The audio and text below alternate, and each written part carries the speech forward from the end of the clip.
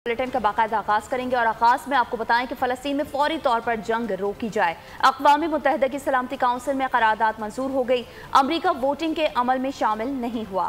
करारदाद में तमाम यरगमालियों की फौरी और गैर मशरूत रिहाई का मुतालबा भी किया गया। करारदाद के 14 रुकन ममालिक ने हिमायत की। करारदाद 10 मुंतखब रुकन ममालिक ने पेश की थी।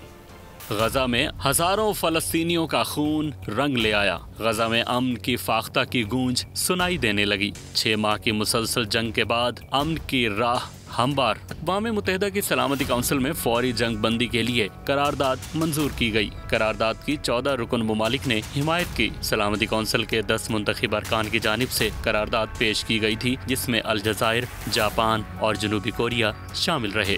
अक़वाम मुत्तहिदा के मुताबिक मुसलमानों के मुक़द्दस महीने रमजान में फौरी जंग बंदी की जाए। सलामती काउंसिल में ये मुतालबा भी किया गया कि तमाम यरगमालियों को फौरी और गैर मशरूत तौर पर रिहा किया जाए।